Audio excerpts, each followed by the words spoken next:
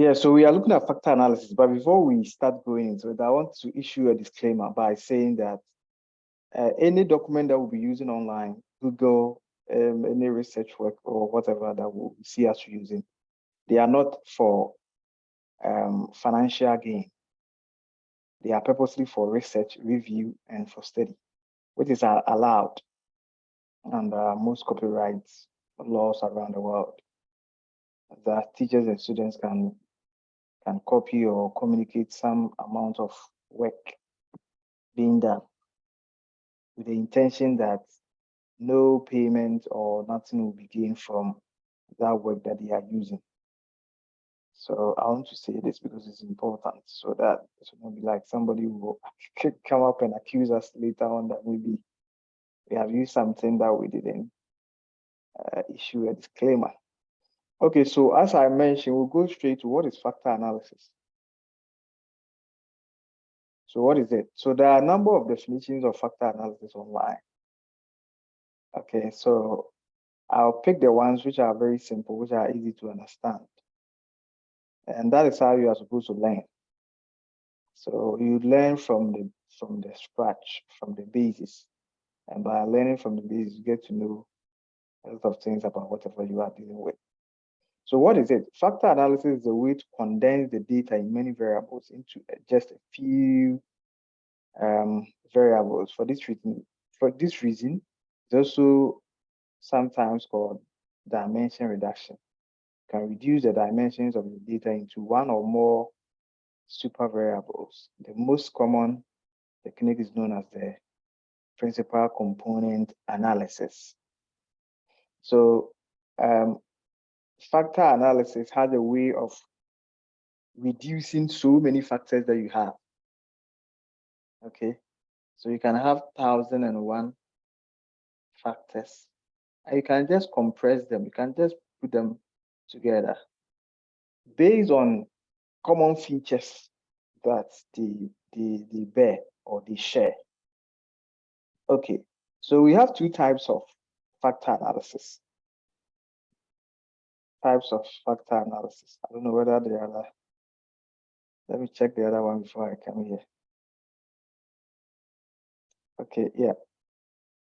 So one of the ways by which you can compress is what we call principal component analysis. But later on, we will see that we have other ones.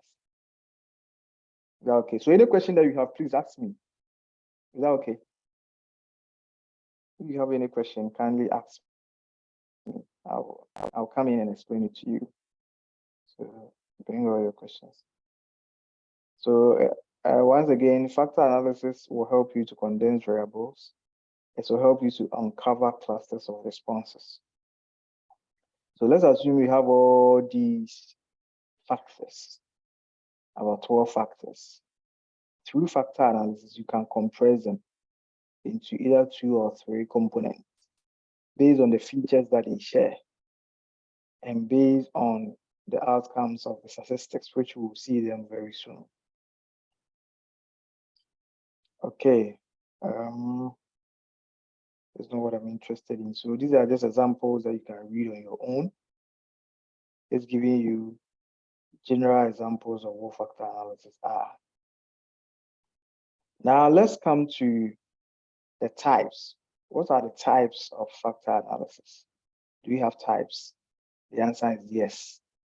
So the ones which are very common, which are very popular in most studies, whereas here they have decided to put them into 3, but the common ones that we all know, or everyone knows, which are very common, the classification all over the world, what is 3 factor? Are 2. We have what we call exploratory factor analysis and then confirmatory factor analysis. Exploratory factor analysis and then confirmatory. Then, once you are done with your factor analysis, you can go ahead and do your structural equation modeling. But the structural equation modeling is not another type. From what I know and from what I've read, what I've used in my studies.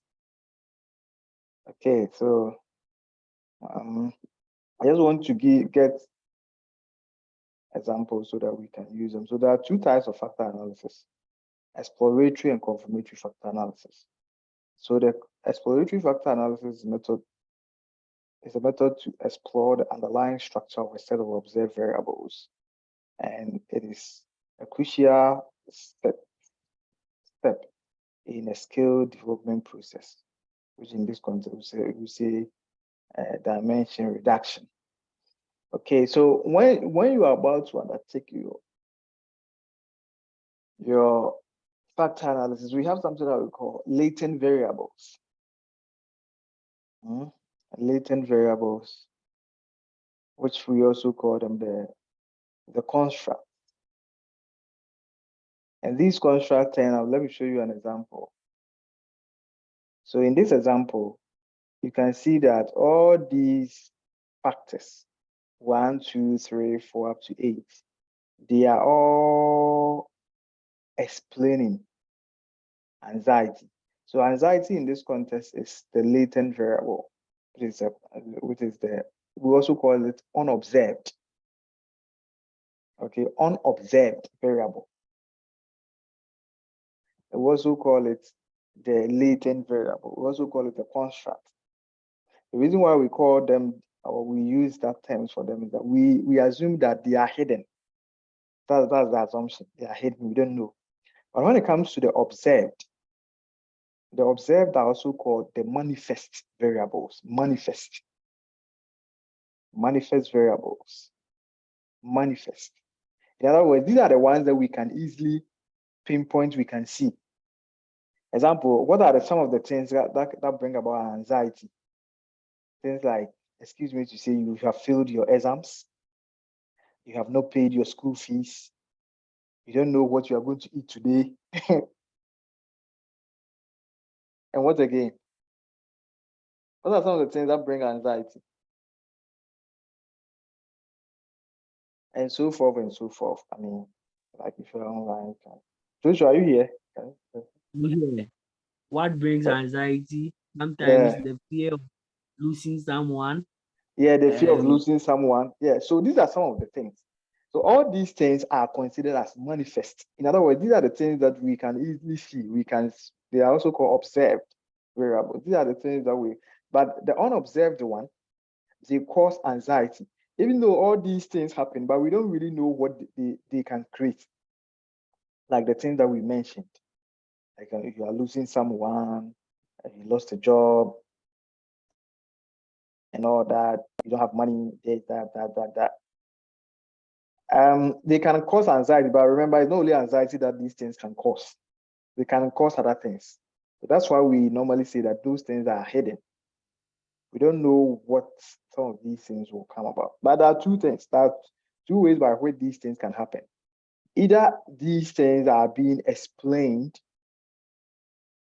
like anxiety, like these factors are explaining them, or these factors are causing them. I mean, later on we'll look at that. We have reflective measurements, and then we have what's the other one? The causative measurement. We'll come there. I mean, the measurement model. I've forgotten the name a bit, but yeah. So these are the things which we can see. These are the things that we can observe. These are the things that if somebody is having anxiety, these things can show, or these things are explaining, kind of. Yeah, we'll see them later on. Good. So we have two types. Once again, we have exploratory and confirmatory.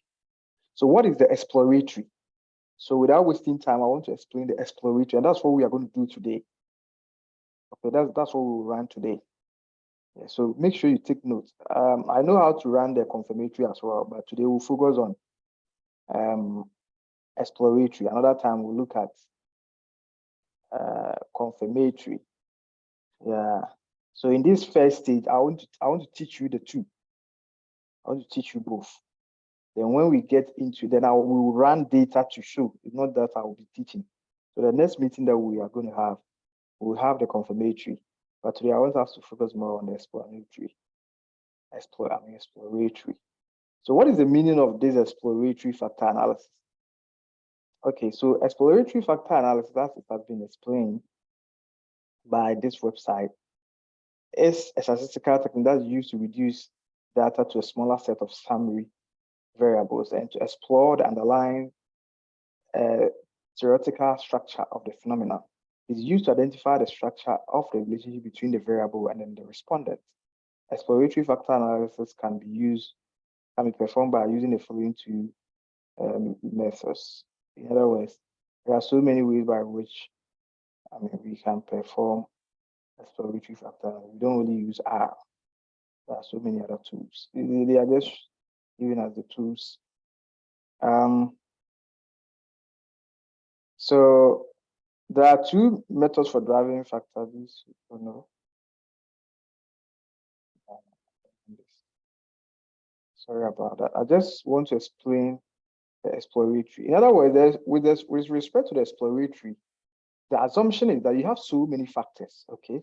But you don't really know, because theoretically, you have not established where these factors, where they belong. Like the examples that we gave about anxiety.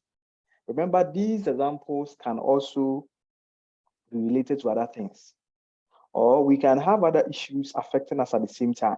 As human beings, it's not only anxiety that is our problem. We also have other issues. And each of the issues that we have, they can be explained by so many other things.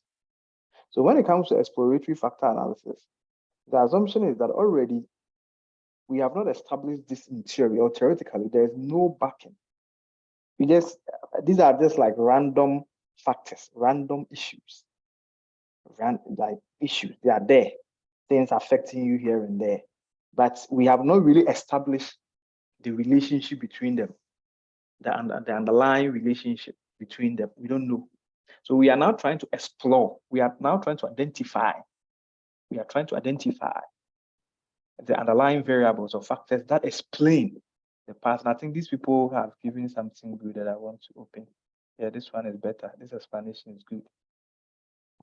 So with respect to the exploratory factor analysis, we attempt to identify underlying variables or factors that explain the pattern of correlation within a set of observed variables.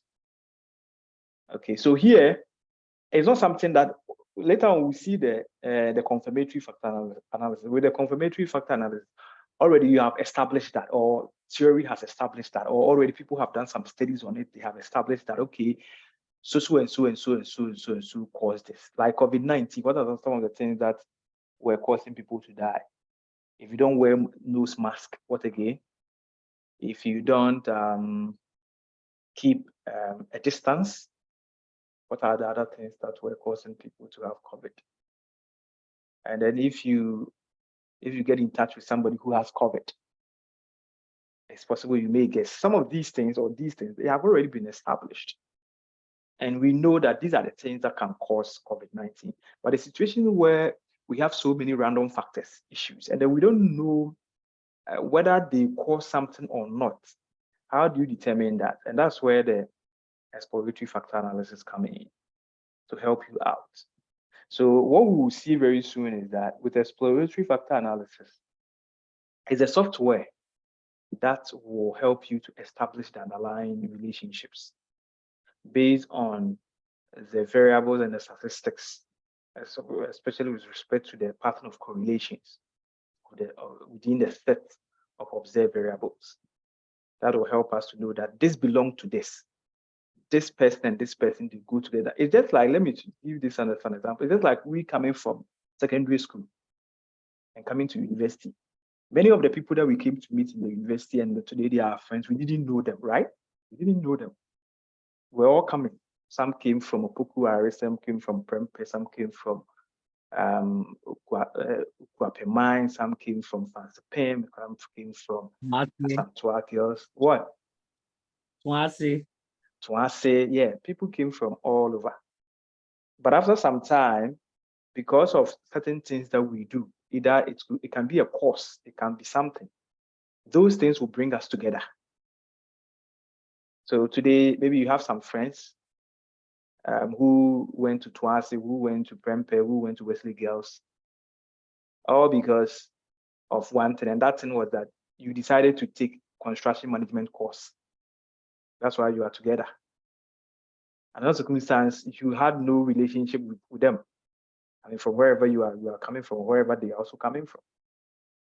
Yeah, so that's how the exploratory factor analysis work. So with the exploratory factor analysis, the factors are there. You can have about 20 factors, 50 factors, 100 factors. We want to establish the relationship between these factors. And by establishing the relationship, they will be categorized in groups, or they will be put into groups. So the question is, which of the factors will fit? Let's assume we have 5 groups. So the question is, which of the factors will go into, let's say, group 5? Which of them will go in group 6? Which of them will go into group 3? Which of them will go into that? By conducting exploratory factor analysis, the software will help you to establish that. Unlike the confirmatory factor analysis, which you have already established. Let me give you an example. I'm going to use my own paper. I did a paper, financial risk management. And in this paper, I established the categories of financial risk associated with PPP projects. So I'm going to show you.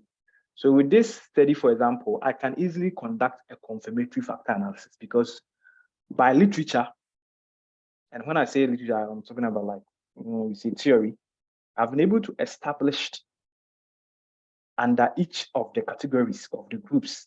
I've already been able to establish the various financial risk groups, and under each of the groups, the key financial risks that come under them. So, for example, I categorize the financial risk into 4.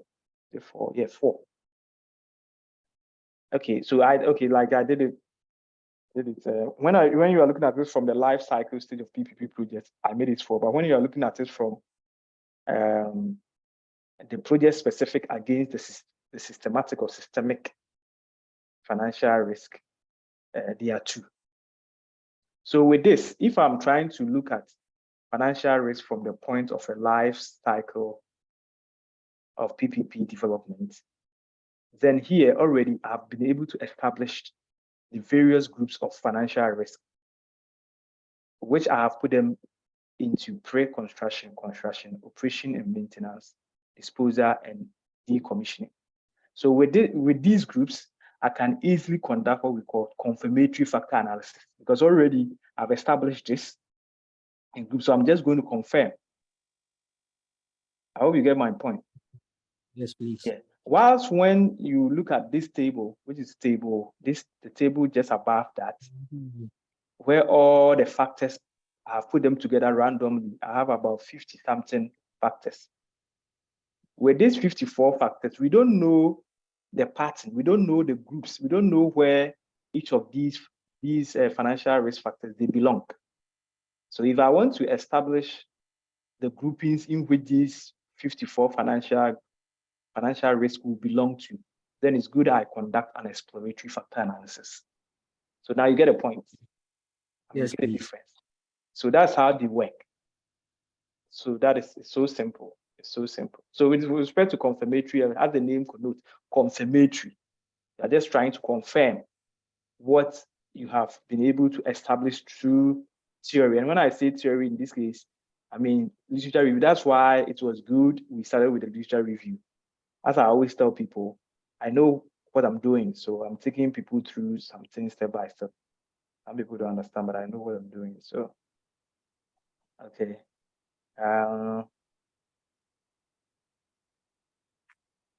Okay. I just want okay. That is used to confirm or reject the measurement theory. Good. So this is just what I was saying. So the confirmatory factor analysis is used to either accept or reject a measurement theory. We will come there when we do the confirmatory factor analysis, and also when we do the structural equation modeling. I'll take you through structural equation modeling as well. When we do that, I'll teach you the various measurement models that we have and how to conduct the analysis on that using the PLSM.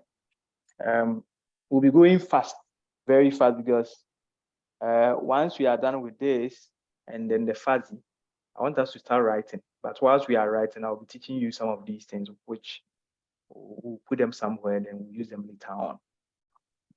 Okay, so I think now you get a difference between the two. So clear. It's not something that is difficult.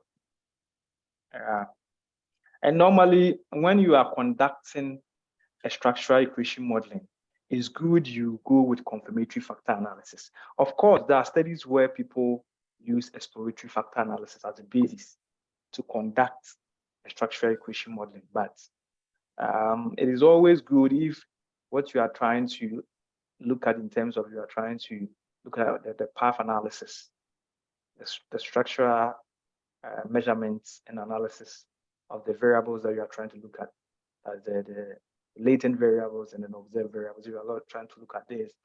It's always good if first you try to confirm whether the factors that you are using, the variables that you are using in your analysis, whether they are good or not. And that will be known when you conduct what we call the measurement analysis or measurement model. You conduct the measurement model analysis. Yeah, we'll come there. It just I don't want to confuse you too much. Yeah, so that is confirmatory factor analysis. You can read more about this and then later on. But once again, I want to take this opportunity to explain this to you. What is latent variable? And because you'll be seeing some of these things a lot, some of the papers that you'll be reading. Latent variable, what is that? It's also called, latent variable is also called the unobserved. Another name for latent variable is unobserved variable. So latent variable and then observed variable. Yes, I want to use a diagram to explain it to you so that you understand it. I prefer a diagram. Good. So this diagram is better. So this is what I was explaining. So this diagram is better. So with respect to latent variables tend to be, in this context, if you are looking at this from a factor analysis point of view, or if you're also looking at this whether it's confirmatory or exploratory, it's not important. If you're looking at this from the factor analysis point of view, the name of the group, let me make it so simple so that you understand it. The name of a group is what we call the latent variable. So when we take your school, for example, we say the construction management, right? Yeah. MSc construction management. So that name in this context becomes what we call the latent or unobserved variable. And then the product, the things that come out of, either the things that come out or the things that form it. Because as I told you, very soon we'll see what we call reflective. And just give me a minute. I want to get this name right. Reflective. We have two types of measurement models. I just want to get the name right so that, okay, I can see one here, the reflective one, but what's the other one? Yeah, I just want to run this, then show you.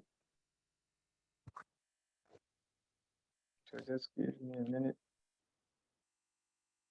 Oh no, what happened there? Okay, yeah, so let me, what's the name? Oh, good, that's the name. Formative here means formative. A measurement model means form, like the word as the word connotes form. So let me show you. So as you can see, this is a latent variable, the blue ones. Okay. Then the yellow ones are called the observed variables. So the observed variables, yes, the observed variables, also they are also called the manifest observed. They are also called, others also call them the measurement variables. Yeah, I have seen people also calling them the measurement variables and so forth. I mean, the other names.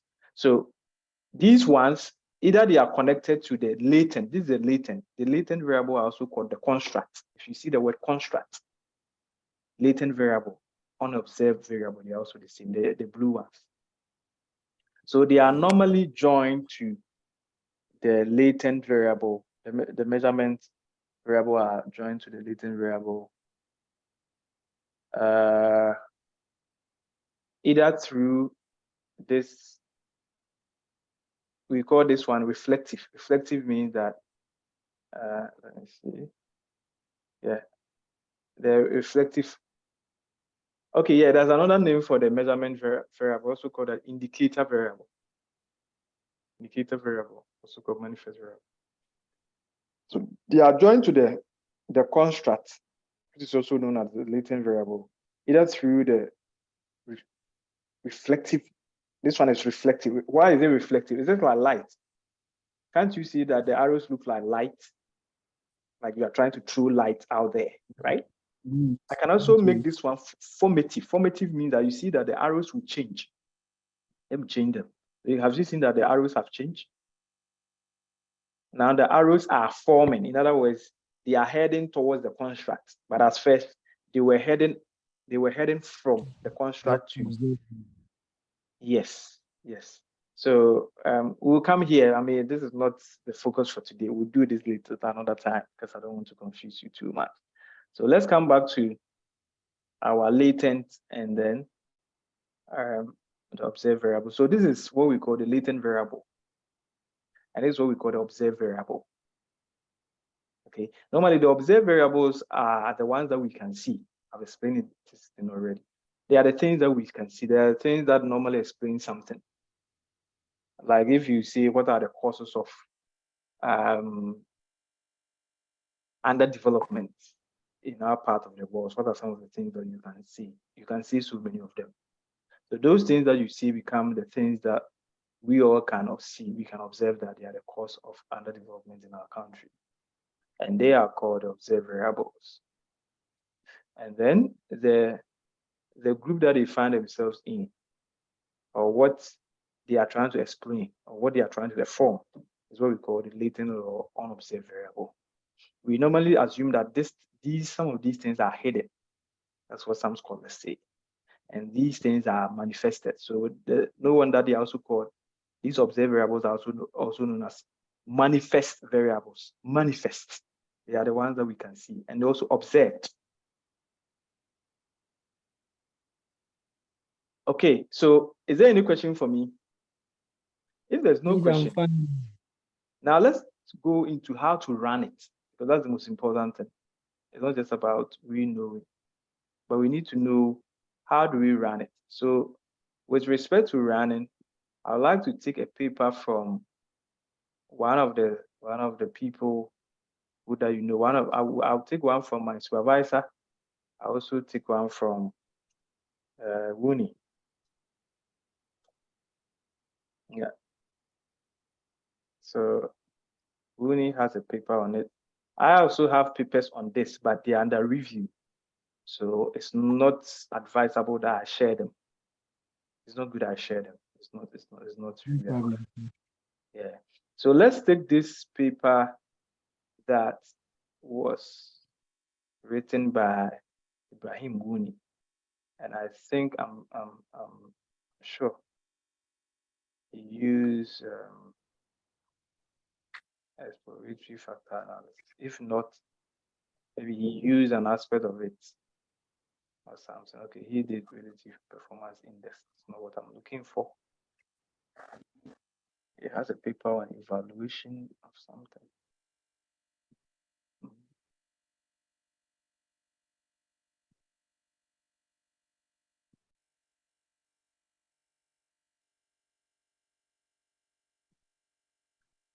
I think this paper.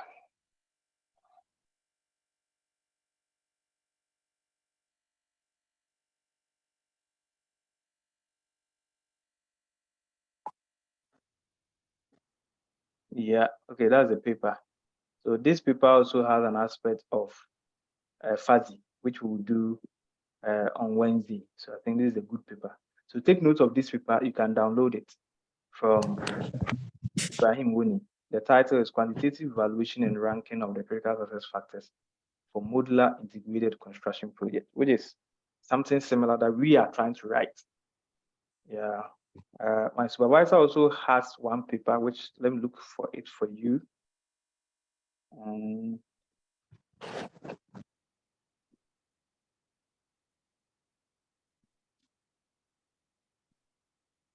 Yeah, he also has a fuzzy paper, which I think is also good for you to look at it. And it also has some of the things I'm going to discuss with you. So look at these two papers. Yeah, this paper. Yeah, that's the paper. So that's from my supervisor, my professor, my beloved professor. Really like him. Yeah, he has really guided us very well. And he's always an inspiration. Replicating that to some of us. Is there? Yeah, that's good. So we learn from someone, and you also guys are also learning from us. That's good. Okay, so you can get these two papers. Okay. So what we are writing, the thing that we are, because in this paper or what we are writing now, we are focusing on fuzzy. But the fuzzy, before you get to fuzzy, you need to understand either confirmatory or exploratory factor analysis. But in our context, we are taking the route of exploratory. Later on, I'll teach you confirmatory, which from confirmatory, I'll take you through the structural equation modeling. But normally the structural equation modeling, an aspect of it, you have to do the confirmatory factor analysis. Yes, as I mentioned, some people, yes, they use the exploratory.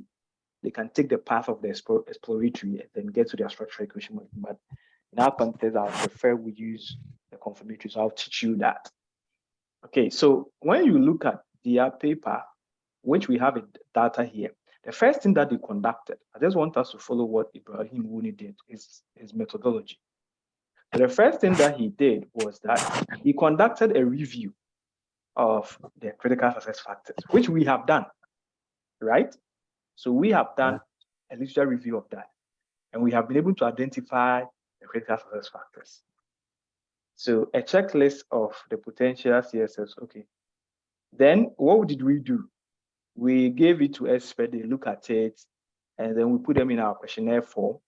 We have conducted, so we have done all these things, like all these things that you can see in the diagram, we have done that. We have done the survey, and now is the point for us to do the analysis. So he started with the reliability and analysis and mean scoring, and then the actual exploratory factor analysis. In other words, before you even start the exploratory factor analysis, you need to check the reliability of your data. Okay, and then also you need to also check the data as well, because it's possible some of the things in the data are not important, they are not relevant, and therefore you have to take them out. So we are going to do exactly that. You get my point? Okay, so let's follow what he did. So after the survey, everything, what did he do? The next thing that he did was that he did what we call mean scoring of the success factors. At this point, I must say that different studies have different ways of checking. At this point, it's more of like trying to see whether the data that you are using for the factor analysis and then fast forward the fuzzy, whether it's reliable, whether it's good, is it sound? I mean, I'm just trying to use simple words, which is easy to understand. I don't want to be using the statistical words, because if I use some of the statistical words, understanding will be difficult. I just want to make it simple so you understand it. So you want to check even the variables that you are going to run. Because if you look at our data, which I'm going to open it now, if you look at our data, I think we have about, is it 20 or 19 factors? Check the data, you have it. I'm also checking 19. Okay, 19. So we have 19 variables or factors. It's possible not all these 19 variables are even important or they are good enough for our work. I downloaded it. So just give me a minute.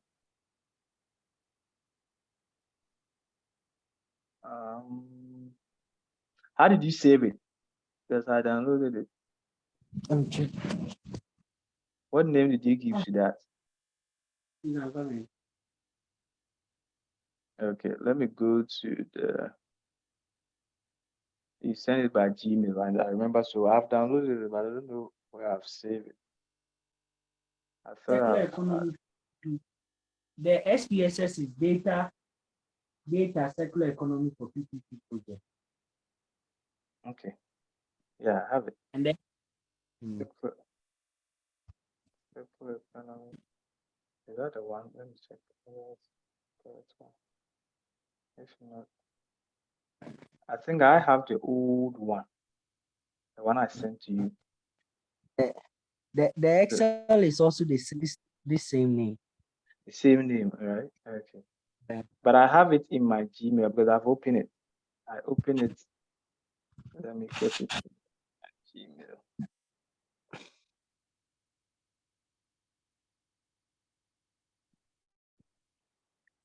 Okay. Yeah. So I have the circular economy. Yeah, I have it. Yeah, that's good. So what do I have to do is because I have it and I've even run it. Okay. I ran the thing that you sent to me. Because you put it in Excel, right? Yes. So the Excel sheet that you sent to me, I ran the Excel. Yeah. Okay, so so this is the data that we have, but I am interested in just cutting the ones that we need for this work. So where does it start from? It starts from, do you have an idea about? It starts from 9. The 9. Okay, The 9. 9. Yes, it starts from here, right? Yes, please. Okay. So to make our work easy, I would like to take this portion, okay, so that we don't complicate things. Yes, I'm just going to pick the ones that we need and put it in another sheet.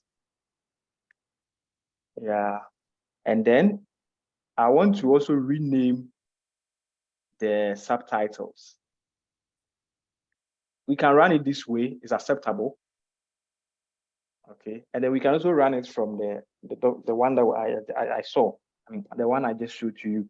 But I normally prefer to make things easy, so that anybody who is looking at it can make meaning out of that. Because within that data, this data that we collected, the other things which are also in there, including the profile of the participants, the number of projects that they have participated, the type of project and all that. We don't need them at this point. We will need that data when we are doing the analysis. I mean, when we are presenting the analysis. So here, I want to rename them. How did we, what code did we give to them when we wrote the circular economy paper? Do you remember? Okay, if you don't remember, we can give it any code name. Okay. Okay, so I will make it. What were you going to say? You can say it. You are saying the name for that section? No, I'm talking about coding. Instead of bringing these questions like express your disagreement, you can just code it, because each of these items that you see here, they represent one of the statements that they disagreed or agree with it based on the 5-point Likert scale. Because if you take the first question, for example, it's about the need for environmental protection. The second one is on optimization of the utilized resources. So each of the code, this is what I can do. I can just copy the code and put it somewhere for the sake of future references so that we don't struggle. You get my point? Yes, please. So I can put it here by making it this way, yeah. Then I'll just reference it. So what code name are we giving to it?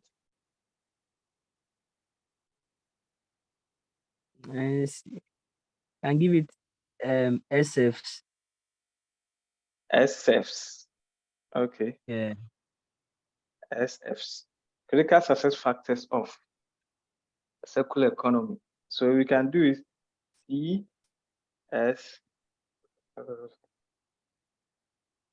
CSFC. What do you think? It's fine. Yes, SFC 1. SFC 2. Oh no. I'm making a mistake. This is not the reason why we brought this thing here. Sorry. This question, we don't need this. Sorry about that. Yeah, this one should remain because it will be the code that we use later on. But this is a part that I need to change. CSFC 1. CSFC 2. Then it will just run through.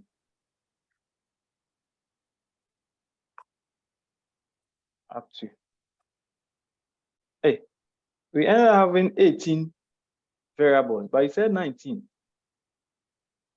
Maybe it was a miscalculation. Can you check because I sent the questionnaire to you. Can you check? Yeah, So we need to establish this before we move on. Yeah, it's very important so that we don't do anything that is not.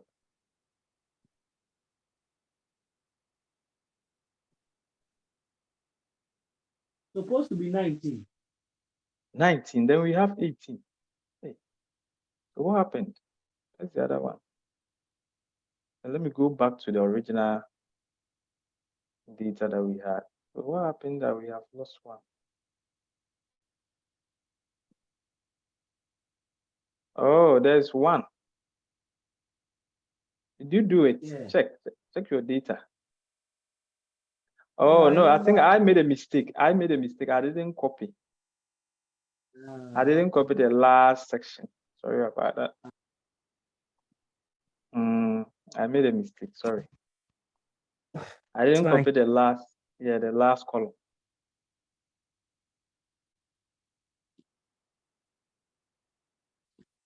Okay.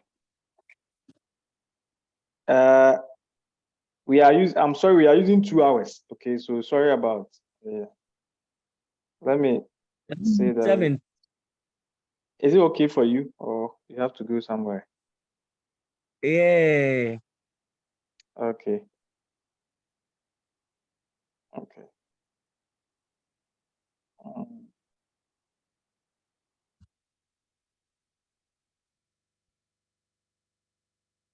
Just give me a minute.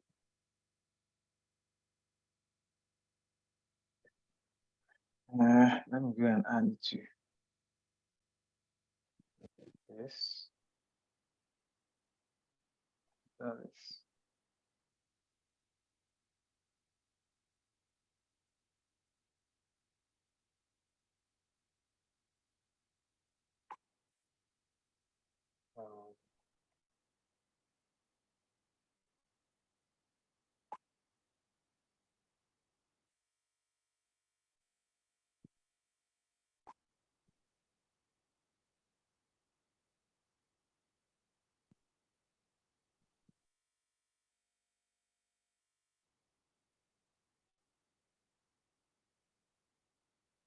Okay, so we have this.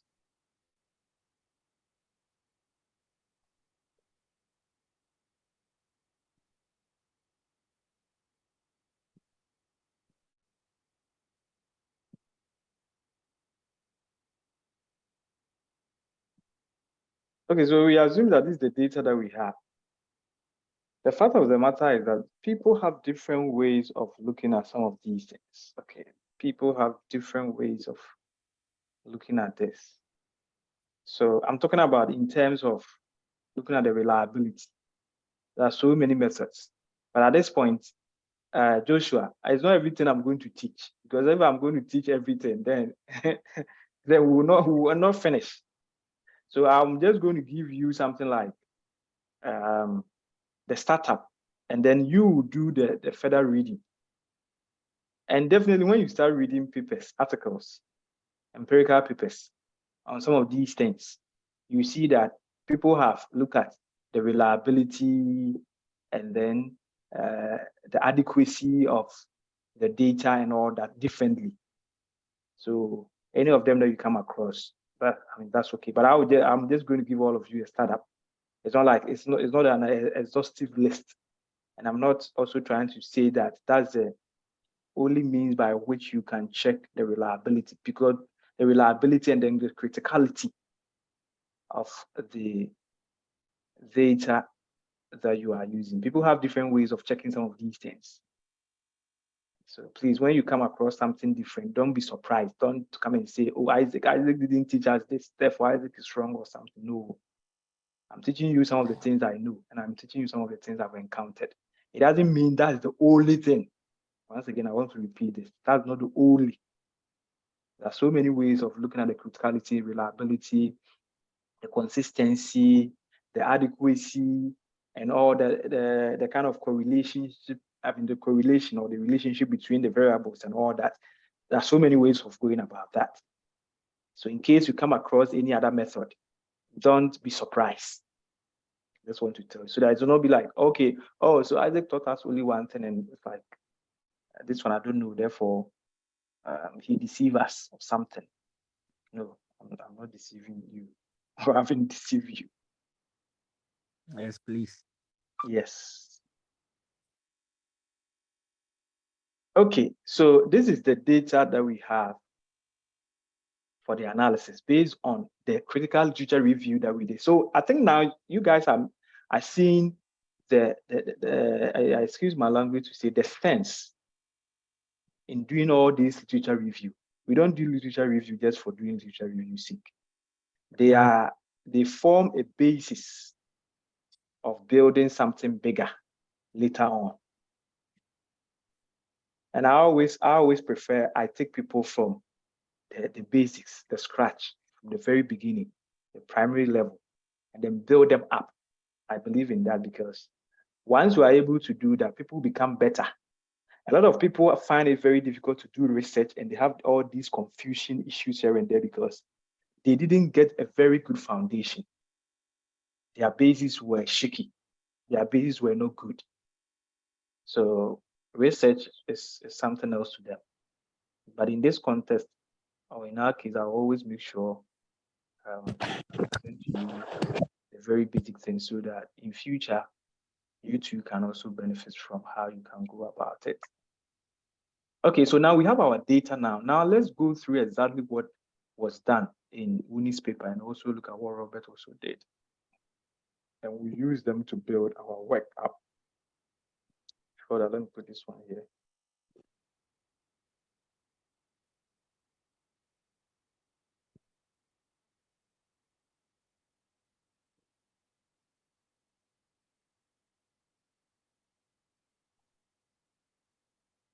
Okay, so let's go back to the paper, the two papers that we are using as a guide. So I'm sorry, let me just put some things out of the picture. I've opened so many things. So that I can have a free space to easily check and show you something. Okay, so let's go back to the paper that we are using. Okay, so the first thing that they did, which in this case I would say Wuni is the one who did that, was that he did some mean scoring. What is the mean scoring? It's very simple. It's just like trying to find the mean. Okay, so either you can do it this way, like how he has done it, okay, manually, which if the data is not many, you are not dealing with a large amount of data, then you can do it manually by using this approach. Or you can just do it with your Excel sheets. So for example, with this Excel sheet, I can decide to find a mean. How do I get a mean? You just highlight all that. This is manual. This is not when you are using the software. This is just, Excel sheet is also a software. Yeah. So with this, you can go to formulas. There's the formulas.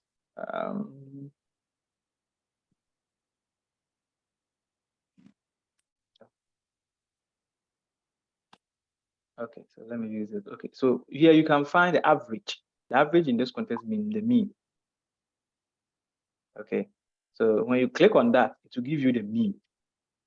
of this data set, which is related to DSF FC4. It will give you the mean. Or I can highlight all this, and then I can find the mean of that. And that's what we call the mean scoring. So it's just a mean. So the mean scoring is not anything, but just that some people also came up with some additions to how to go about the mean scoring. So you can follow this, which you can do it on your own, or you can also use a software to run it. Any of them is acceptable. Nobody will penalize you for that. Are you okay here? Any question on the mean scoring? Yes, please, I'm fine. And the question is, why mean scoring? Because that's the question. Why do I need to have the mean score? Why do I have to know the mean? The reason why you are trying to know the mean is you want to know the critical factors. So normally with the mean scoring, you set a threshold. And from what I know, from many studies I've read, normally the threshold is 2.5 and above. 2.5, especially if you are dealing with a 5-point scale. If you are dealing with a 7-point scale, the minimum will be halfway between 1 and 7 is what? It's 3. Is it 3 or 4? 4. 3.3. 3.5. 1 and 7. 3.5. Yeah. 3.5. Okay, so 3.5 will become your minimum. Anything below 3.5, if it's 1 to 7 like a scale, or 7-point like a scale, then anything below 3.5, you consider it as not critical. You may consider taking it out of your variables. And anything beyond 3.5, then that variable is what's considered as important. So that's how it works. Is that okay with you? Please. Good. So please, people have established. Okay, come again. Okay, yeah. When you do the mean scoring, from what you're saying, it gives you the average of yeah, you are trying to find average. Mean here means average of so your factors. Of your factors and the data. Yes, you were saying that it's done to get the critical factors. With the yes. With that being said, does it depict that you rank the average, or how are you able to get the critical factors? So you run average of all the factors. So here we have 19 factors, right? Yeah. So you run average, or you get a mean score, which is in this context we also call the mean score, or whatever means somebody want to compute the mean score. But anyway, we are talking about mean. So you run that, you get all the mean score for all these factors, and all these factors, the ones which are having a certain mean score below a threshold that you have set for yourself. So let's come back to Winnie's paper. In Winnie's paper, he set the minimum score. Look at this section. He put a minimum score at 3.0. Can you see that? Can you see the 3.0?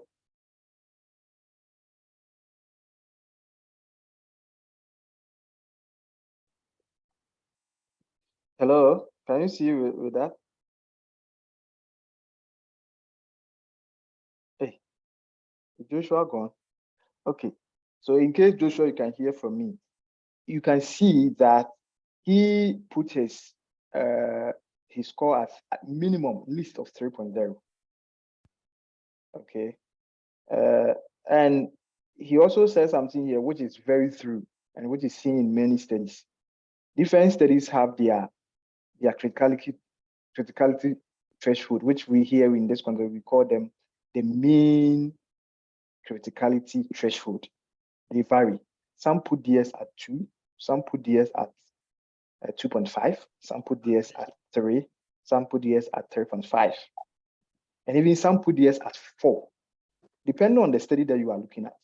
So please, when you get to this point, when you are setting your minimum score threshold, you need to cite a previous study to support you. Because, I mean, if you read different studies and you see that they come with their different thresholds. Some come with 2.5, some come with 3, some come with 4, some come with 2.5. So whatever threshold that you set, you need to give a reason as to why you are setting it that way. And that's exactly what Wuni did. So he has explained as to why he made his, I think, 3, right? Yeah. So when you make your mean score 3, then you compute. Okay, you compute using this data, 19 variables. So in these, I mean, using all these variables, any of the variable that will score less than 3, let's assume we are using Wuni's threshold. Any variable that will score less than 3, that variable will be considered as not critical. Critical, let me put it in simple terms. Critical is not anything, like it's not important. Let me put it that way. Okay. Here in this context, you say, oh, it's not important. But anything beyond 3, then yes, it's important. I hope you get my point. So that's how it is done. Very simple. Good. So here, please, you have to set your threshold. There is no required threshold which can be set. Different studies have different threshold.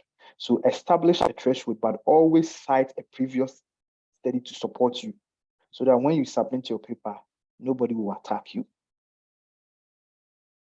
Okay. Now we have the minimum threshold. So what did he do again? Let's keep going. Now he did the actual factor analysis. But before you run the factor analysis, so he explained what factor analysis is, and even he explained the type of factor analysis. I think the only thing I am not seeing here is what type of factor analysis did you run? Yeah, that's the only thing, but I understand what the factor analysis is. So please, we have types of factor analysis. I mean, generally we have to, other studies may categorize them into 3 or 4, but the ones that we know which are very popular in literature is, there are 2. That is exploratory and confirmatory factor analysis. So we need to talk about the type of factor analysis that you are using. So here, I think I was expecting him to mention that he used exploratory, but even if he didn't mention it, I think it's clear, because it's in the exploratory factor analysis that all these conditions will be set. Okay, so now we want to run exploratory factor analysis. If you want to run exploratory factor analysis, the conditions that you have to set for that analysis to work is a little bit different from running a confirmatory factor analysis. When we get to confirmatory factor analysis, I'll explain that one to you as well. Is that okay? So with respect to exploratory, once again, get it very well, exploratory, not confirmatory. Exploratory, which we also call it EFA. With respect to exploratory factor analysis, there are some conditions that must be met, especially the data that you are using to run your work. There are certain things that must be met. What are some of the conditions? So one of them is that you need to check the reliability of the data set. In other words, this data that we are using, we need to check, is it reliable? Is it reliable? Is it a data that we can rely on? Or is it cooked data? Or is what is wrong with this data? We need to check this. This is after you have done the criticality analysis and you have established the critical factors. Okay, without even wasting your time, let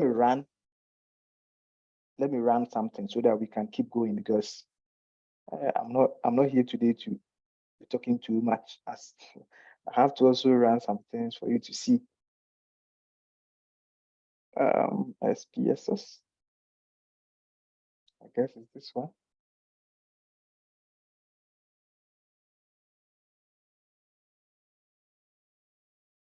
Okay, so I'm opening the SPSS. I want to run the criticality because I want us to establish the variables which are critical. Okay, so what do you think? Where do you think we should set the threshold? Do you think 1 to 5? Well, we use 1 to 5. Do you think 3, 4, 5? Okay, let me give you this advice. Sometimes you set the threshold also based on the kind of results that you get. Sometimes you run the data first, you see the results, and based on that you can set a threshold. Yeah, and then sometimes you can also base it on previous days. So this is my SPSS. I want to import my data. So this is how we import the data. You come to File, you click on File, you click on Import. Depending on how you have put your Excel. Because I can save my Excel in the form of CSV. I can save my Excel in the form of normal Excel, as you can see it. I can also save it. I can also save it as a text data if your data comes in the form of a text data. So it depends on the kind of data that you have. The data also can come in the form of a starter. And some of the data can also come in the form of already like how you sent it to me, Joshua, SPSS. So depending on how you have set your data, you just click on this. I have already put mine in Excel, so I have to click on Excel. I'm importing. So when I come to Excel, then I have to locate where I have saved this Excel sheet. So I'm going to where I have saved this Excel sheet.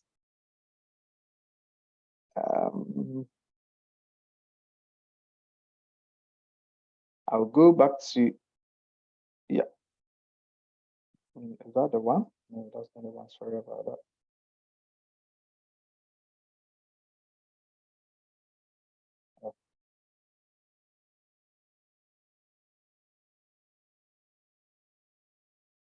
Okay, let me look at.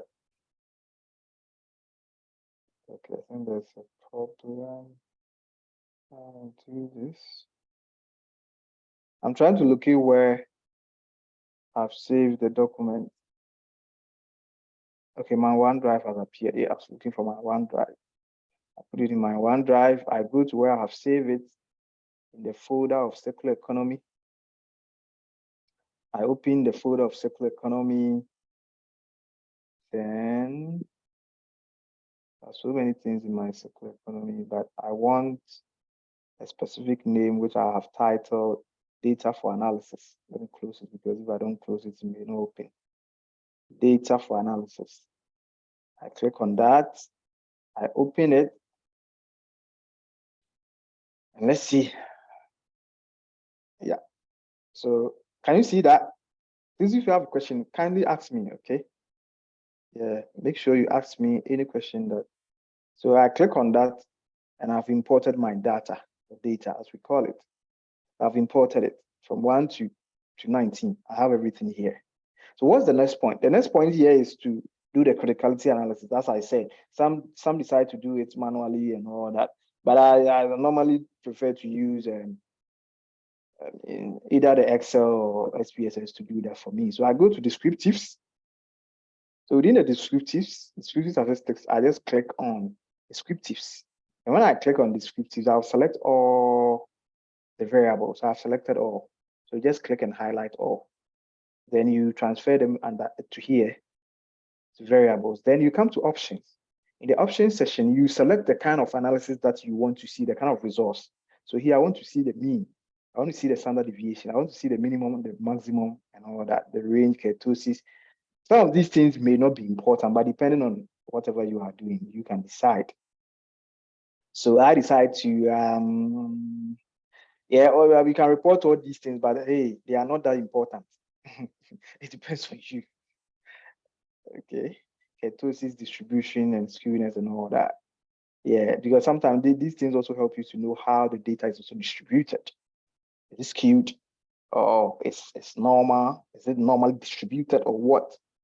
Please read more about this, because as I said, for the sake of time, I can't explain everything. Okay, so your work is also to go ahead. So read about normal distribution, then read about kurtosis and skewness. If a data is skewed, what is the meaning? If a data has a normal distribution, what is the meaning? And all that. Okay. That will also be another day. I'll explain all that to you, but today I just want to focus on something. When it comes to style, oh, sorry, continue. When it comes to style, we don't really need a style, like how they will appear. Bootstrap, we don't really need bootstrap. Okay, so once again, in options, you can choose mean, the sum. The sum here refers to if you want to add up the responses, the total sum to show. Because I think we are looking at 96 respondents. Okay, Is that okay? So if you have one variable and you want to,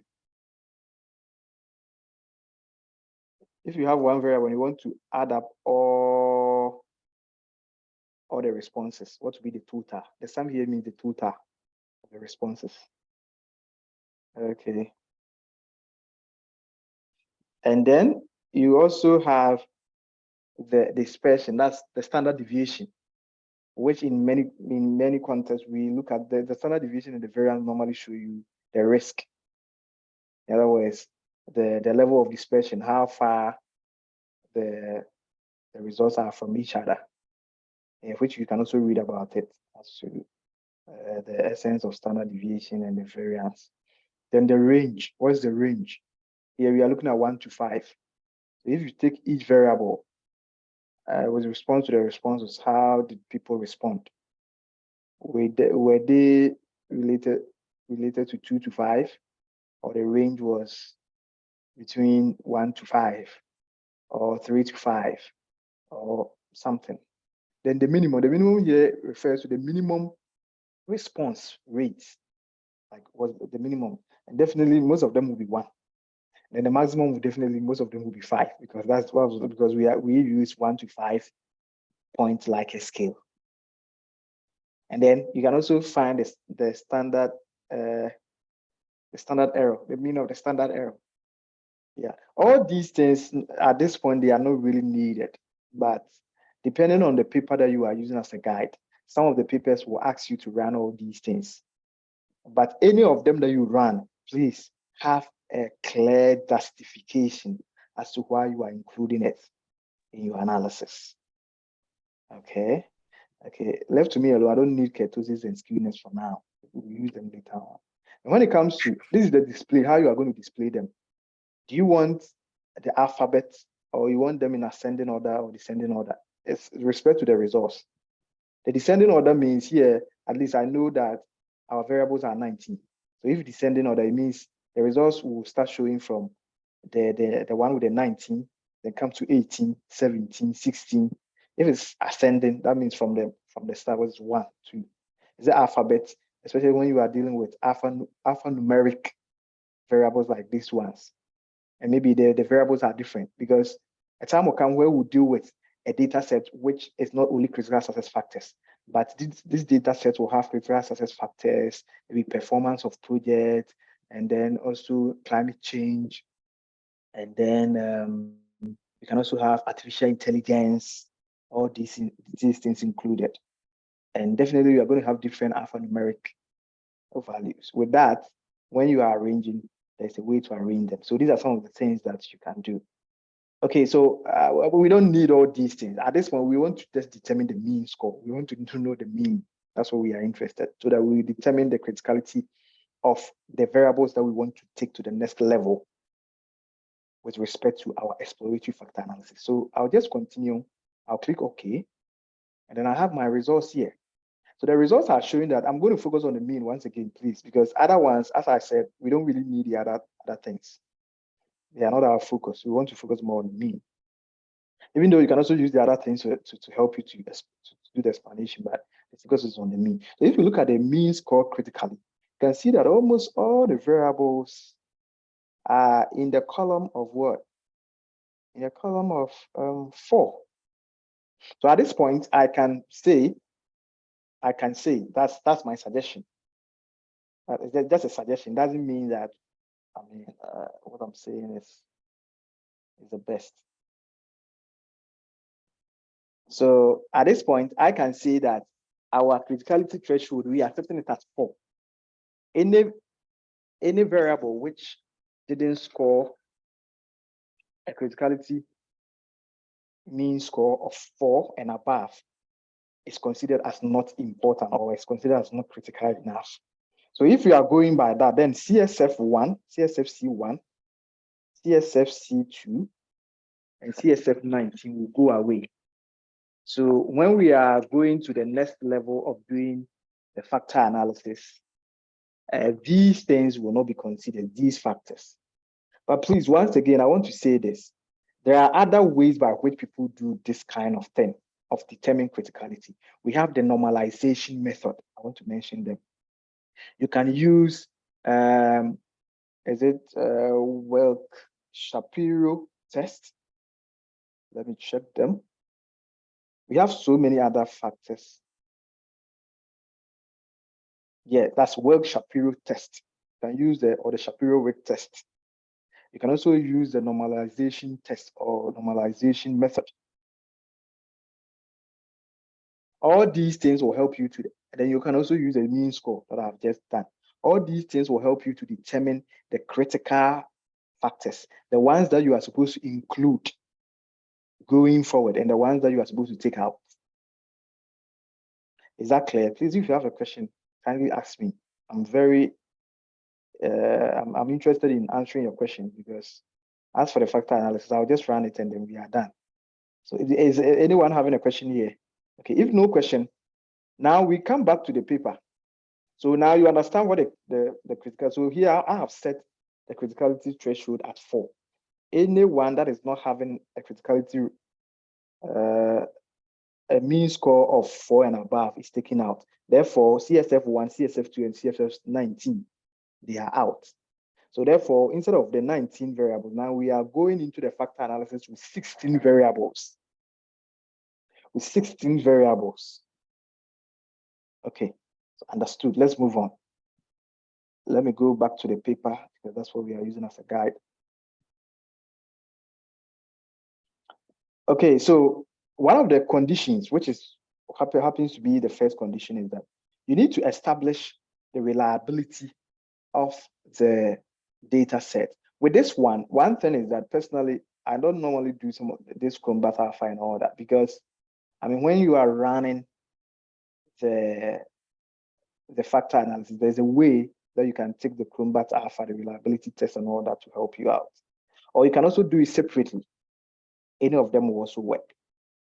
Okay, so with respect to the Chrombat alpha helps you to establish what we call the internal consistency. The internal consistency is what we call the reliability, or we can also say it helps you to determine the reliability of the data set. So what is the interpretation of Chrombat alpha? Chrombat alpha, which one is better? Okay, so normally Chrombat alpha of 0.7, when you compute your data set and you get a Chrombat alpha of 0.7 is acceptable. I mean, normally 0.7, so take note, 0.7 and above is acceptable. Anything less than 0.7 and above normally is not acceptable. Okay, so I think I have something here which I can show to you here. This is the best. I think this is the best. This is acceptable. Anything 0.7 and above, as you can see from here, 0.7 and above is acceptable. When it is even 0.8, then it's very good. Then when it is 0.9, if you run a Chrombat alpha and you get 0.9, then your data is almost excellent. But normally when you get a Chrombat alpha of 0.9 and above to maybe 0.96, 0.97, it's possible people also start questioning you. It's like your data is almost perfect.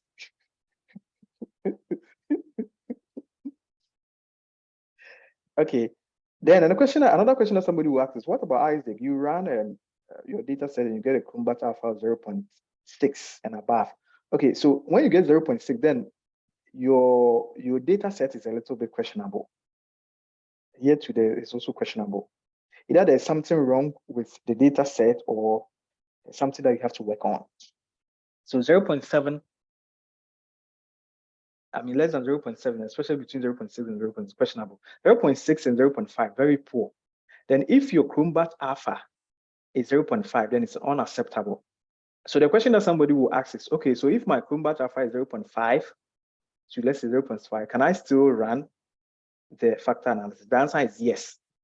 But just that when you are doing the interpretation, you have to let people know that, I mean, there's something a little bit wrong with your data, or there's something that is probably, and sometimes one of the reasons why some of these things happen is that maybe the variables that you are using, the observed variables, I mean, this is the first time that somebody is setting it up and so forth. And so there are other reasons. You can check that one out as to why somebody will have a Chrombat alpha of less than 0.7. So find out that, read about it. You get more understanding of that. Okay, so Once you do this, then you have established the reliability of the data. What other thing are we supposed to know? What other condition with the factor analysis? Okay, sorry.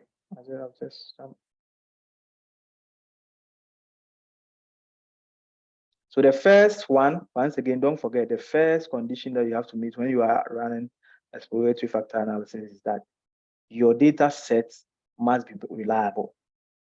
Yes, 0.7 and above is acceptable. 0.9, then your data set is extremely good.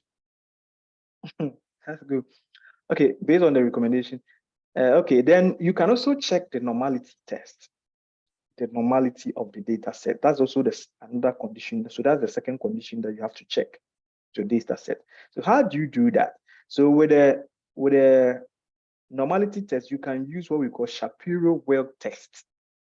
Shapiro-Wilk test. The test will generate. So there's a way. There are so many softwares. I think I have not used SPSS to run that before, but I've used EViews and Stata and other R and all that to run that before. So you can also look at how normal your data set is. What is the meaning of normality? So I want to explain it to you. Okay, before this, I want to explain availability of data. What's the meaning? Yeah. Okay. So before I explain the normality section to you, what's the meaning of someone telling you or you saying that your data is reliable? That means your data is complete and accurate. Yeah.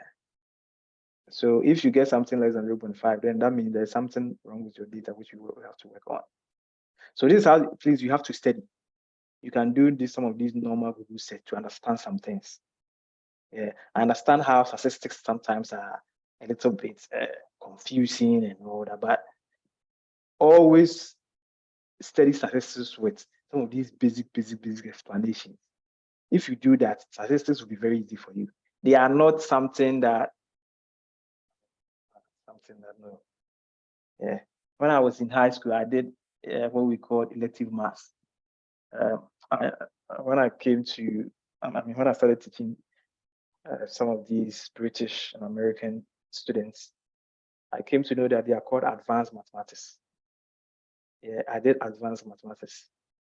And one of the things I remember very well that helped me to understand, at that time, we didn't have social media, Google and all that. They were coming up, they were not that big. But what I used to do was I used to go to the library and I used to read some of the basic, the meaning, something like, what is data reliability? Yes, let's find out the meaning, some of these basic stuff. You take a dictionary or something. Yes. If you do that, you'll be able to understand whatever statistics that you are dealing with. Yes, because sometimes some of the statistics terms, they can be very, I'll use the word threatening. They can be very confusing and threatening. And sometimes you see them and you don't even want to visit them again because the words alone will put you off. Yeah, but if you decide to take an approach of getting the basics, the simple meaning of some of these things, you get them. Okay, so that's reliability of data. What is normality of data? Or if you say your data is normal.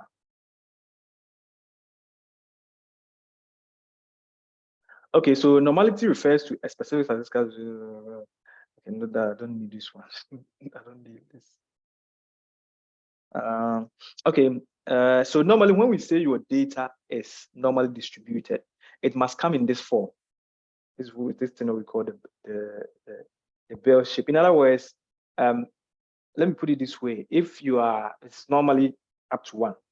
So if you are really looking at it from the point of, it's like half of it, the negative part has taken part, and the positive part has taken part of it. Everything is okay. Let me put it in a more of in a layman's view. Like everything is balanced. Like using a weighing scale to weigh something, and you come to know that the thing is really balanced. And then sometimes we all know that when you are trying to weigh something with a weighing scale, the thing can also skew. So that later on you can read about it. So later on you see what we call the skewness of data. So you can read, and then the ketosis. Yeah, so read about all that. So you see that your data set is skewed. It's skewed towards the left or to the right. Okay.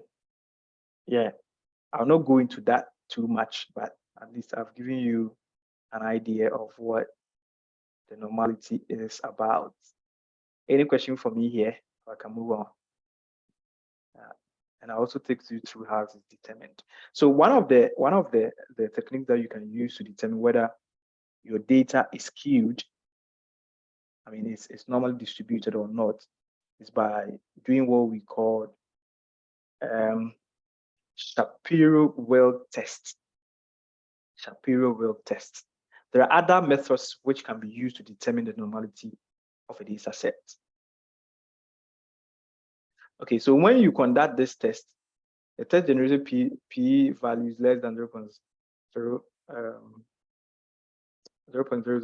for all CSFs, indicating that the data set is not normally distributed. Yeah, normally, when you are dealing with what we call non-parametric data set, what is non-parametric and parametric? The non-parametric data sets are normally related to data sets which are ordinal.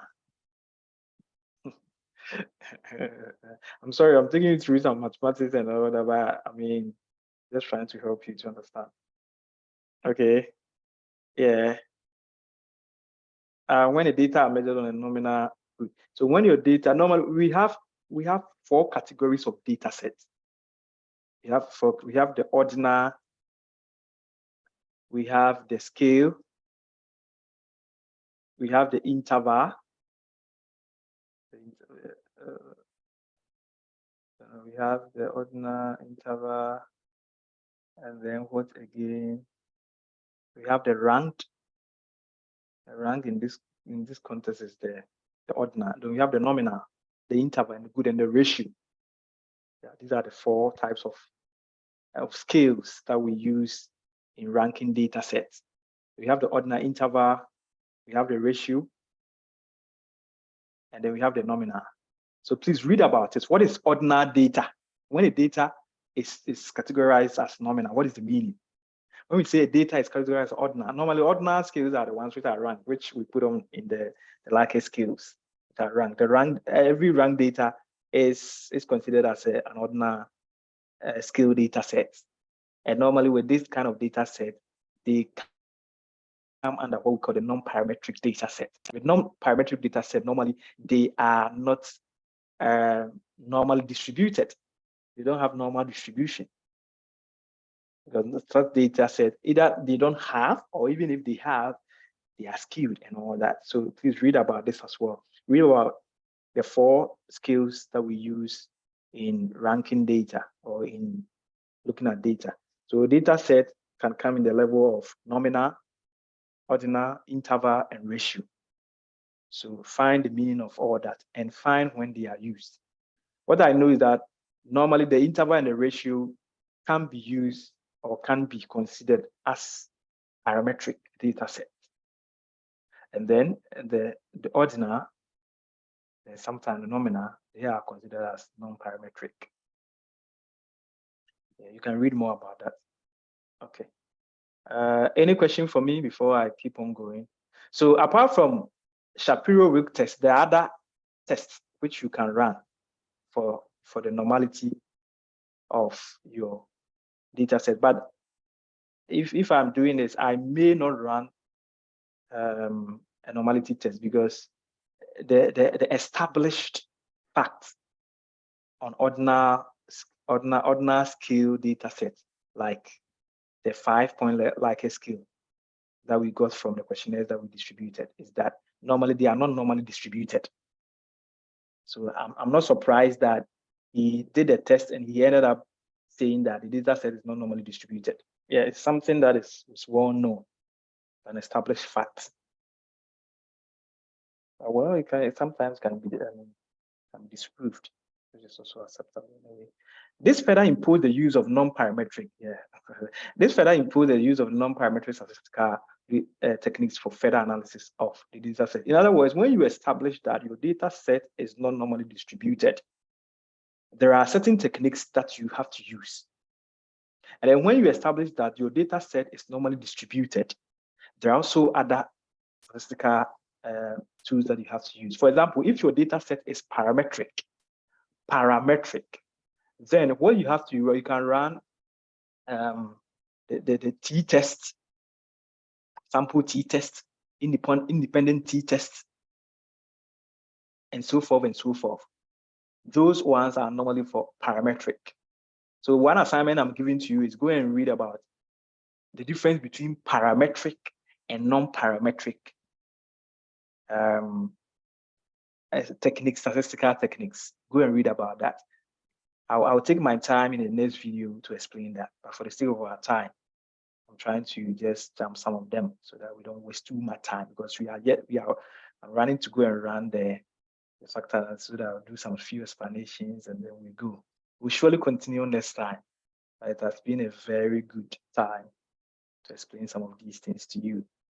Okay, so if your data set is not normally distributed, then you have to use non-parametric statistical data set. And so some of them include what we call the Kruskal-Wallis. Kruskal-Wallis Mann-Whitney U test. Kruskal-Wallis, as you can see, the Kruskal-Wallis is one of them. You can also use what we call Mann-Whitney.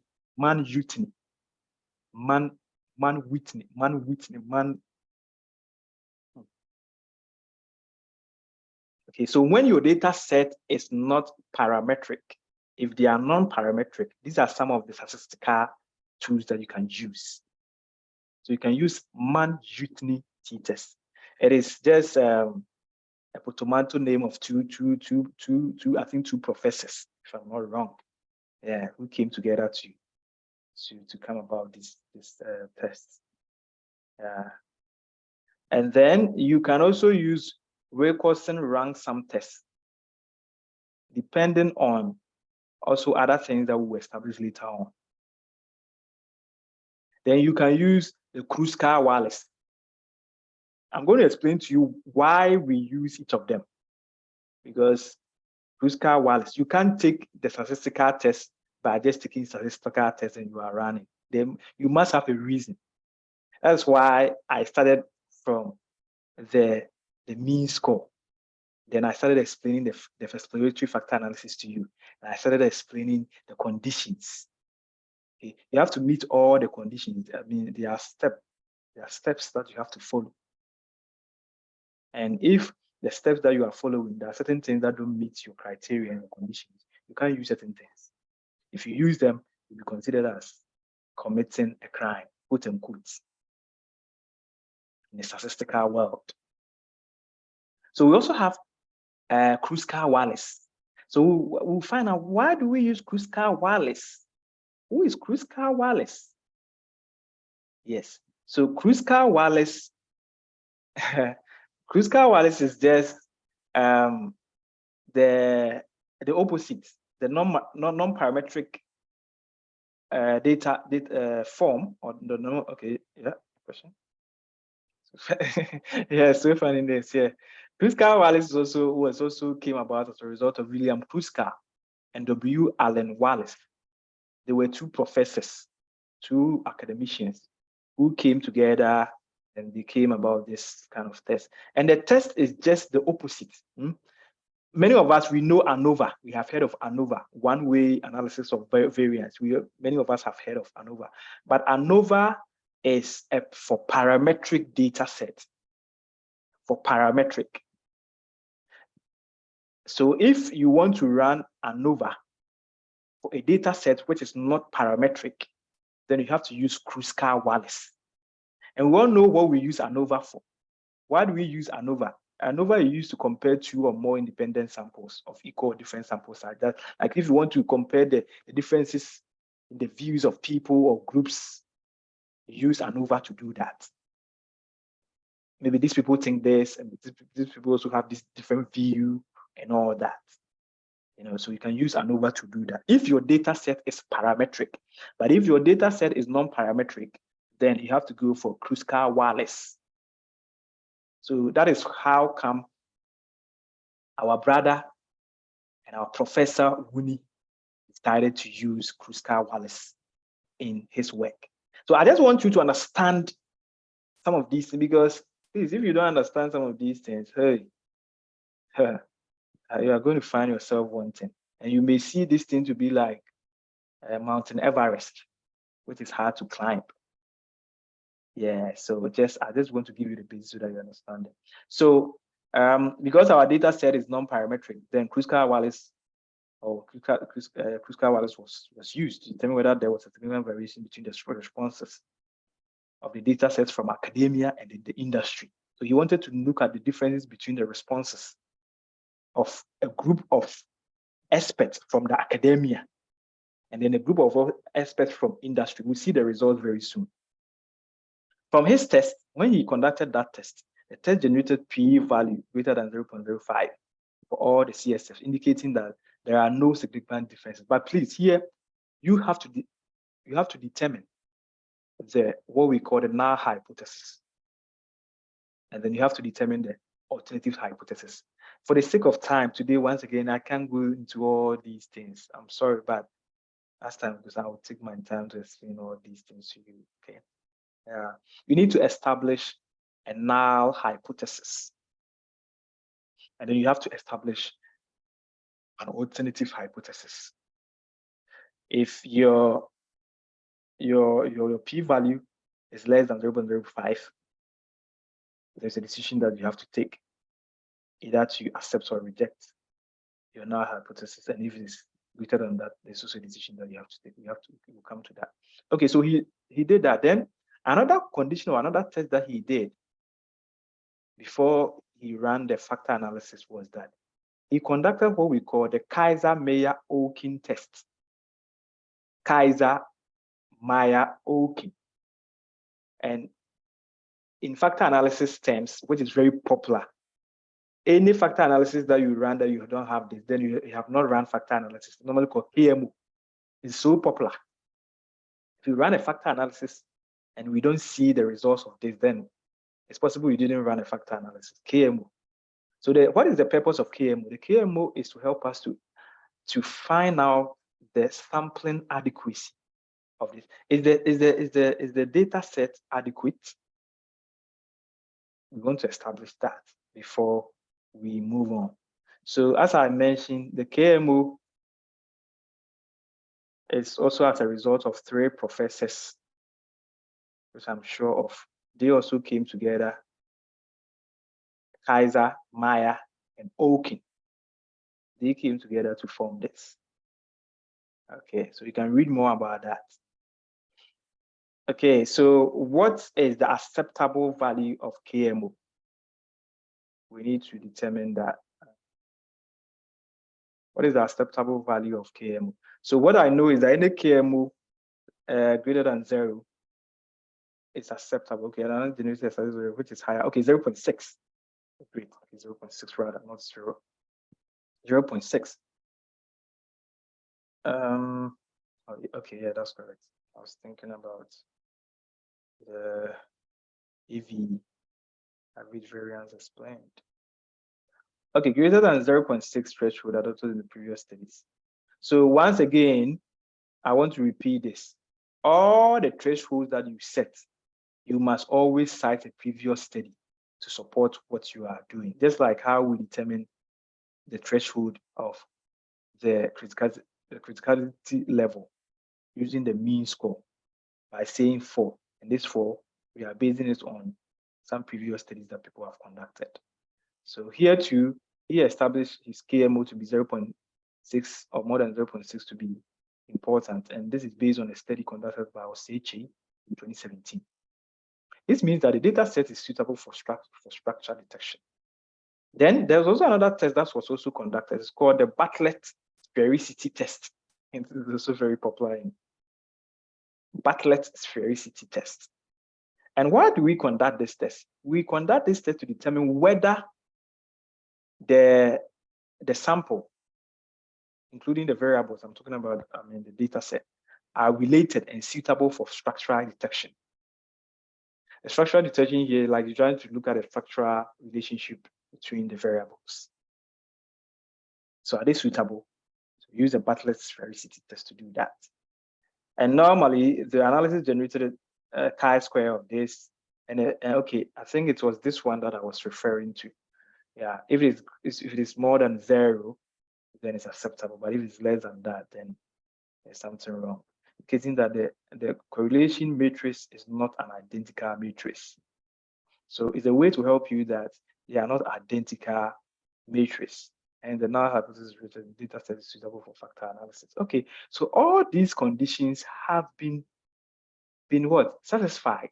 One, we started with reliability test, it has been satisfied. We came to the normality test, it has been satisfied. We look at the differences between the responses to using the Kruskal wireless test, it has been satisfied. We did the KMO, it has been satisfied.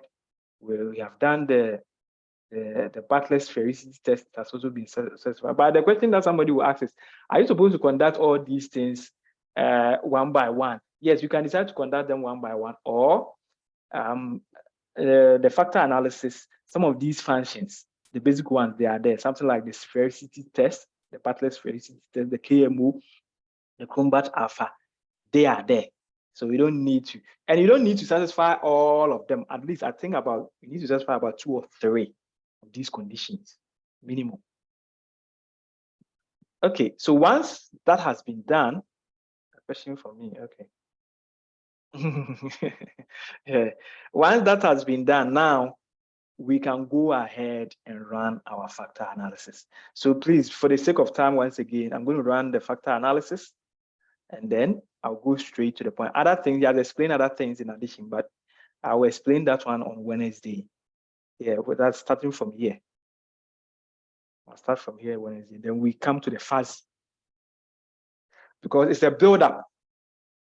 So we need to understand this. So when we are done, you can go back and watch this video once again. Okay, so let's look at some of his results. If you look at some of his results, look at the mean score. So all the mean score that were less than 3.5, he took them out. So things like CSF 25, which scores 3.25, will be taken out. Then also CSF 21 out. CSF, yeah. So all the ones that I think had less than 25, I mean 3.5 were taken out, if I'm not wrong. I think so. Yeah. Okay, let's see. Let me establish that before we move on. The that's table what? Table 3.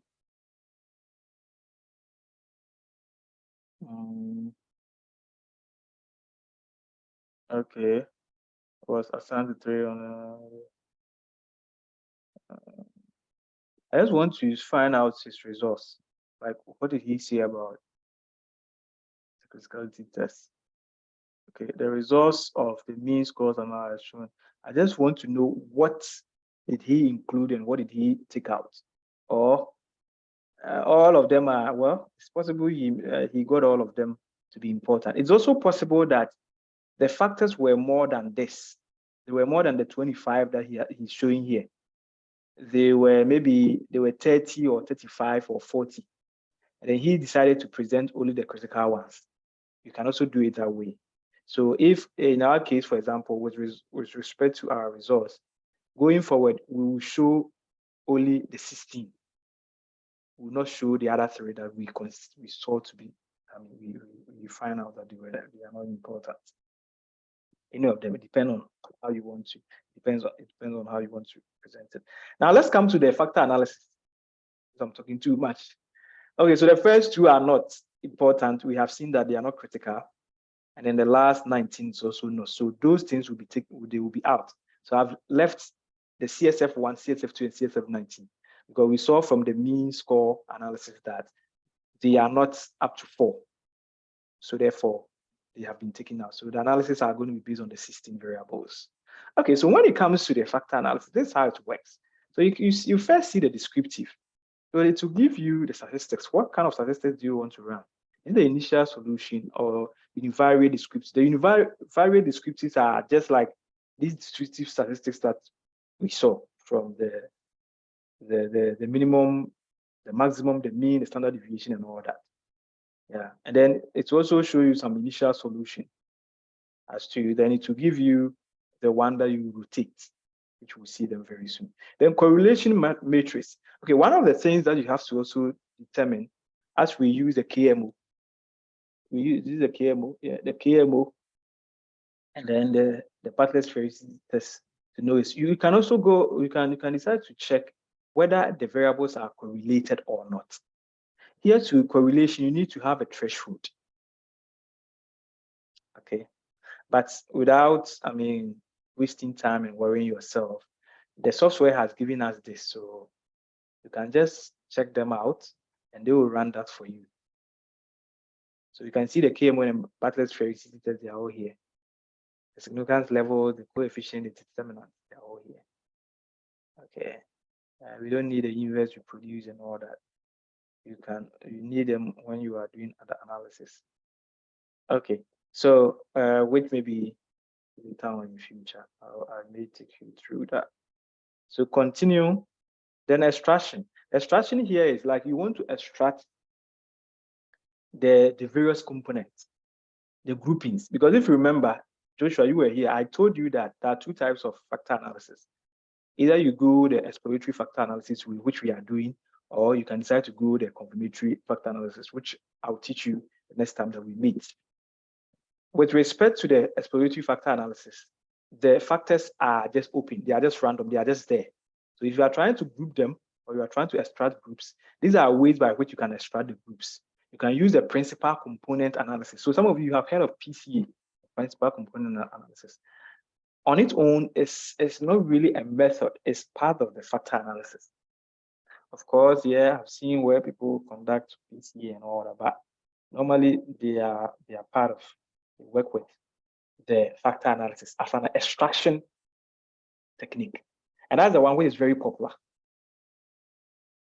as far as our field is concerned. So we'll go for that. But in future, you can read about all these extraction methods. And where you think they are important, you can use them.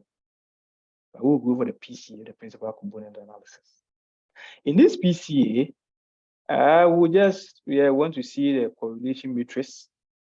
We want to see how the variables correlate, they relate with each other, or one another, or whatever you want to put it. And then we want to see, when it comes to display, we want to see the unrotated factor solution. And we also want to see the screen plot, the screen plot. The screen plot would tell us the number of variables, which in this context, more of the groups that can be extracted from the various variables that we have. Then it's also, we have to establish what we call the eigenvalues. The eigenvalues. Normally the threshold is 1, but you can decide to set it at 1.5, 2, 3, or whatever is acceptable to you. And you can also fix the number of factors that you want to, the factors to extract, which here too, I don't want it that way because I just want us to extract it based on the eigenvalues. Okay, based on the eigenvalues, we can extract that. We'll see the results very soon. Okay, we continue. Okay, then when it comes to the rotation, there are various types of rotation. So we have the Verimax, we have the direct oblivium, we have the Quatimax, we have the Equalmax, we have the Promax. For the sake of our time, once again, I will take my time to explain each of them, like how we started doing today. What is the meaning of Verimax? What is the meaning of direct oblivium? What is the meaning of Quatimax? What is the meaning of Equalmax? What is the meaning of Promax? When is it used? Or when is it important that you use these things? I also explain them to you. But the one which is very popular and common in the construction management field, our studies, a lot of studies I've seen, the Verimax is very popular. Okay, then Do you want to display the rotated solution? Yes. And then loading plots. It's not that important, but we can decide. But here, I don't need it. Don't need it. The scores, we don't need the scores. Then here, we can decide to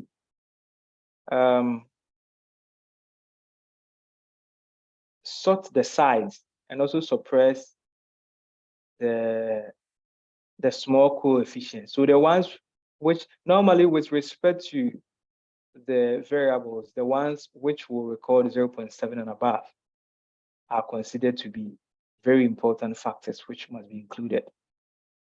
But it's possible you may get something which is less than 0.7. But the question is, if I get something less than 0.7, does it mean that the variables that is related to a group is not important or what? So there are explanations to that. So please read further yourself. But next week, once again, I'll also try and see whether I'll squeeze some of the time to cover that. Our time is almost up. That's why I'm trying to run a little bit faster. So let's assume I'm not doing all these things. I don't need this. I just click continue. Everything has been done. Now I click OK. Let's see the result that will come out of my factor analysis. So in the factor analysis, the first result that you see is that the descriptive statistics will come.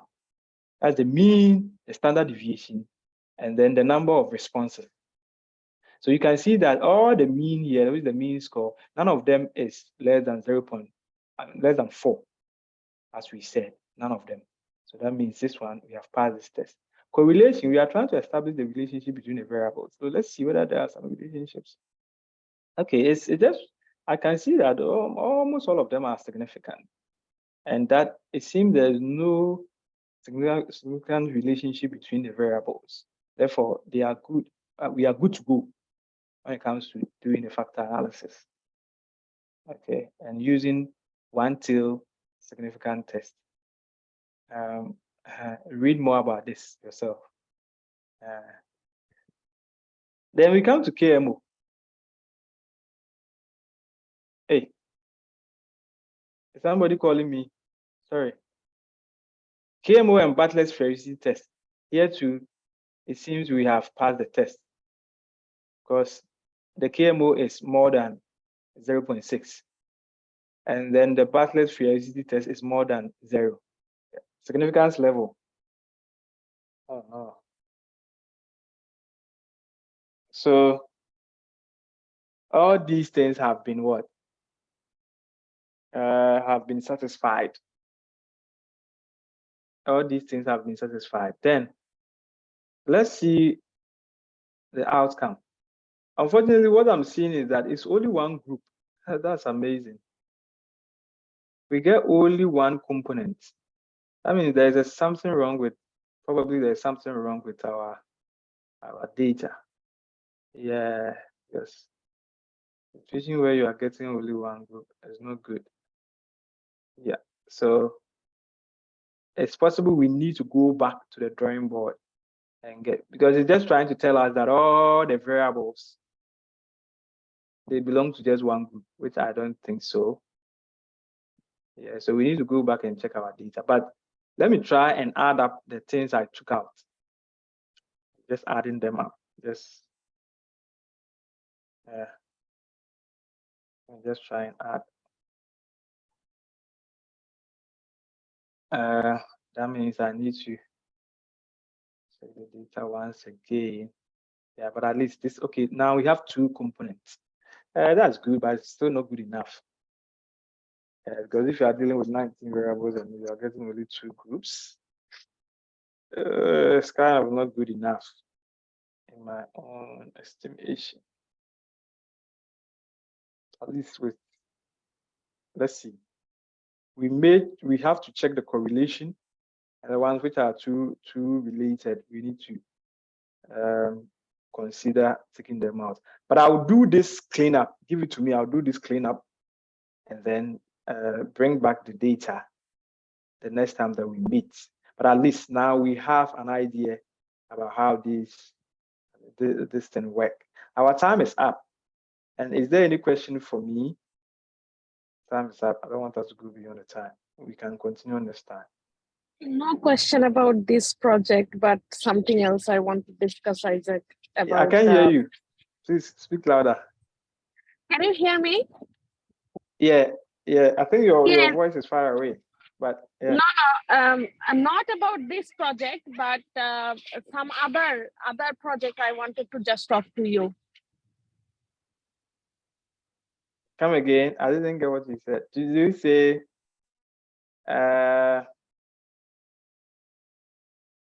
this thing is, what did you say? I think I didn't get you. Sorry about that. Sorry. I didn't get you. I'm so sorry. It's not intentional, but I didn't get you. Yeah, put it in the chat box. Good. Thank you. Not about this, but I'll call you. Oh, okay. That's fine. Thank you. Yeah, you can call me. Yeah.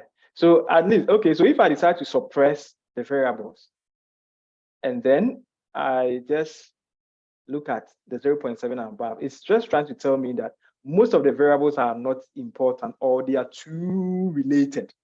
That's why I said I'll go back and look at it, because the rotated component matrix is telling me that, I mean, if you look at group 2, only 2 variables in group 1, only these variables are the ones which will survive. So I need to go back to the drawing board and look at some of the stuff so that we have to polish the data small. Yeah, but I think all is well. And I'm so happy that today we have been able to go through all these things together. Please, my last assignment, the last thing is that read about factor analysis. How do you read about this? I want to give you this. So easy. You can ResearchGate, ResearchGate. Any question that you have on factor analysis or any of the statistical methods that we are going to use, just write ResearchGate and let's say maybe I want to understand KMO. People have asked questions on KMO and people have given answers. Okay, so for example, if I look at KMO test, is KMO of KMO, please advise. You see that people have given responses. And when you do that, you understand how some of these things are done and why they are done. There's a question on what should be the ideal KMO value for factor analysis. And this question was asked about 5 years ago, and people have answered. Okay, and that is how I learn. I just want to help you out with how to go about these things. And please don't see some of these things to be like something abstract, very difficult, and no, take those things out of your mind. You know, just be a normal person, learn some of these things freely and easily, and you're going to be there. It's not something that is above you. Yeah, so that's it. Any question? If there's no question, the meeting has ended. I'll put a video online so that any of you who want to get access to it will get access to the video. But for now, the meeting has ended, and I wish everyone the best. And if you have any question, I'm available. As I mentioned, some of the things I decided not to go into details by explaining them, because if I decide to explain them, then we may end up spending about 4 to 5 hours here. So I will explain some of the things as we go on. Yeah, so you bring your questions to our meetings and all that, and you're welcome. And I will do my best to also help. So I wish you all the best and have a good one. Bye. Take care. Bye. Enjoy. Bye-bye.